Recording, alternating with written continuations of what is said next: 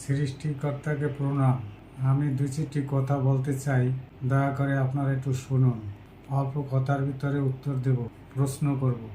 আমি বলতে চাই যে ভুল হলে ক্ষমা করে দিও, এবং যদি কোনো শব্দে ভুল হয় সেখানে কি বসবে সেটা তোমরা একটু বুঝিয়ে বলিয়ে দিও। এই পৃথিবীর শ্রেষ্ঠ প্রাণী মানুষ। এই মানুষের ভিতরে দুইটি ভাগে ভাগ করা হয়েছে, একটি নারী এবং একটি পুরুষ। দুই শ্রেণীর মানুষকে নরনারী বলা হয়। তারাই এই পৃথিবীর যা কিছু চিরকল্যাণকর তার অর্ধেক নারী করেছে এবং বাকি অর্ধেক নর করেছে। কথা চিরসত্য, এটা আমরা মেনে নেব। এখন এই মানুষ জাতিকে যারা ভাগ করেছে এক একটি নাম দিয়ে, তারা ভাগ করেছে তাদের নিজেদের স্বার্থের সুযোগ সুবিধা গ্রহণ করার জন্য। তাই মানুষ বুঝতে পারে নাই যে কেন তারা এরকম মানুষের ভিতর বিভেদ সৃষ্টি করে, হানাহানি, কাটাকাটি, মারামারি এই সমস্ত করে, কুকর্ম করে, মানুষের প্রতি মানুষের এত হিংসা, বিদ্বেষ, অহংকার করে, মানুষকে মানুষ বলে গণ্য না করে তারা যে সমস্ত চিন্তাভাবনা করে, সেই চিন্তাভাবনা করে মানুষের উপরে মানুষের যে নির্যাতন পৃথিবীতে নেমে আসছে তার মূল্য দিয়ে কেউ দিতে পারছে না। অতএব জানা উচিত যে আমরা তো একই মানুষ, এই মানুষের ভিতরে ভাগ কেন হলো এই কথাটাই কেউ বুঝতে পারছে না। এটা কিন্তু আমাদের বড় ভুল।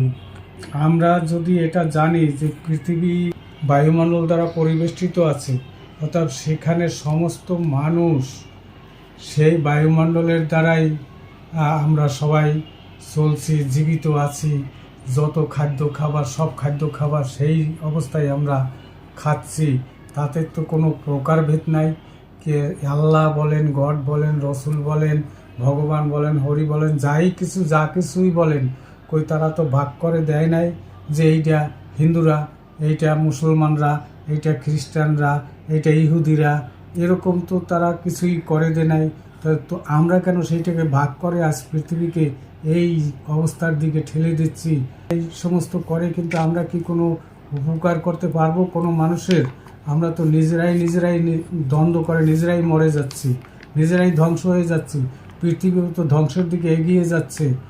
এটাই তো আমার আমি যেটা দেখি দর্শন শাস্ত্র হিসাবে, সেটাই কিন্তু দেখছি। আপনারা কি ভাবেন জানি না, পারেন তো দেখি বলেন তো যে একটা বোমা মেরে লক্ষ লক্ষ মানুষকে হত্যা করে দিচ্ছে, আর একটা বোমা মেরে সেই লক্ষ মানুষকে জীবিত করে দিতে ক্ষমতা থাকে বলুন তারা?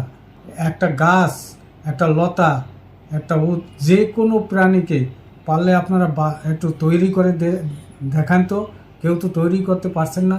তো ঈশ্বরের সৃষ্টি বা সৃষ্টিকর্তার সৃষ্টিকেই শুধু সেইটা রং বিন্যাস করেই আমরা চলছি, আর তো কিছু করতে পারছি না। শুধু করতে পারছি ধ্বংস। এই ধ্বংসের জন্য পৃথিবীটাই ধ্বংস হয়ে যাবে একদিন। আমরা কি চাই, বাঁচতে চাই? আমাদের পরবর্তী জন্মে যারা থাকবে তারা কি বাঁচবে? যদি সেরকম চিন্তা ভাবনা আমাদের ভিতর থাকে, তাহলে এই সমস্ত দুশ্চিন্তাগুলো আমরা দূরে সরিয়ে দিয়ে আমরা মুক্তভাবে সবাই মিলে একসাথে পৃথিবীতে চলার চেষ্টা করি। তা না হলে কিন্তু পৃথিবী থাকবে না। আপনারা দেখুন তো, হাঁস একটা ডিম তৈরি করছে মানুষ, এই ডিমকে দিয়া কিন্তু বাচ্চা ফুটবে না।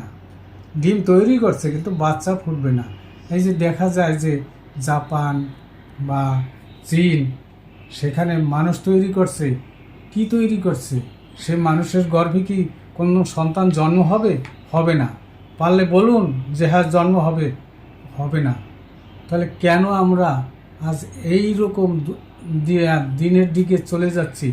এর মহামারী কিন্তু অবশ্যম্ভাবী আসবে। আমরা কেউ ঠেকাতে তখন পারবো না। আমার এই বিশেষ কথাগুলো আপনাদের যদি ভালো লাগে তাহলে কমেন্ট করে জানাবেন, খারাপ হইলেও জানাবেন, ভালো হইলেও জানাবেন। ধন্যবাদ সবাইকে। আমার নমস্কার, শ্রদ্ধা, ভালোবাসা, এটাই আমার দাবি।